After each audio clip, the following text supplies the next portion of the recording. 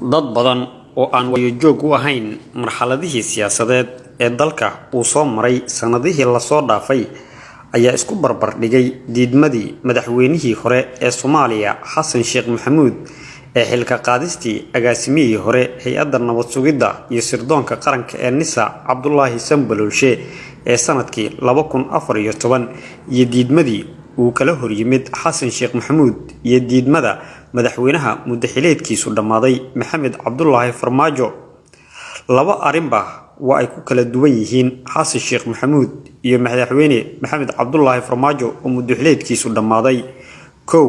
Xasan Sheekh Maxamuud oo muddo xileedkiisu ka harsanaa 2 sano ayaa diiday xilka qaadistii Cabdullaahi Sanbalolshe taliyihii hay'adda nabad sugidda iyo sirdoonka qaranka balse 12 cisho kadib waxa uu aqbalay cadaadis kala duwan oo gudaha iyo dibadda kaga yimid madaxweynihii hore ee Soomaaliya Xasan Sheekh Maxamuud waliba isagoo haystay sharciyad muddo 2 sano u dhiman waxauna diidmo kale hor yimid xilka qaadistii Sanbalolshe cadaadis gudaha iyo dibadda uga yimid ayuuna ku aqbalay diidmada madaxweyne Maxamed Cabdullaahi Farmaajo oo hadda ka dhamaatay sharciyadii ee shaqo joojintii lagu sameeyay Fahad waxa ay ku soo aaday ayadoo muddaxileedkiisii dhamaaday iyo ra'iisul wasaaraha xukuumadda federaalka Soomaaliya Maxamed Xuseen Roble oo xilgaarsiina mas'uulna ka ah amniga iyo hirgelinta doorashooyinka dalka waxaana shaqo ku fariisinta Fahad Yaasiin loo cuskaday warqadii xalay ka soo baxday xafiiska ra'iisul wasaarahana ay ku qorneed in Fahad Yaasiin uu ku milmay siyaasadda iyo ku tumasho xuquuqda muwaadiniinta sida lagu yiri warqadii ka soo baxday xafiiska ra'iisul wasaaraha xukuumadda federaalka Soomaaliya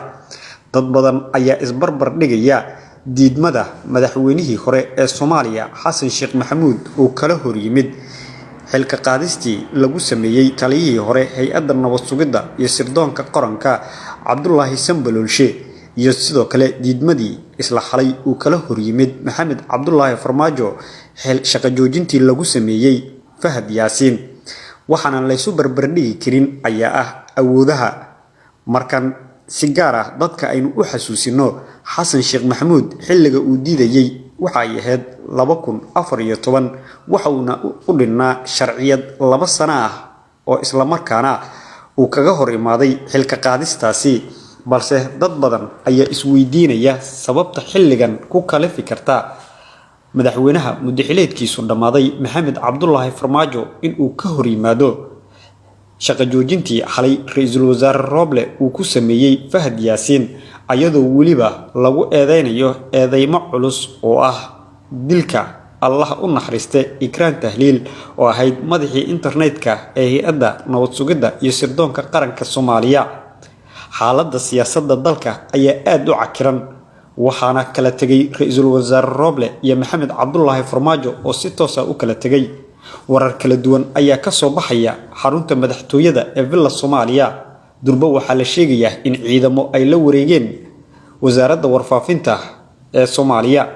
haddaba wixii warar ah ee ku soo kordha bartan isha ku hay isla markaana la soco wax walba oo dalka ku soo kordha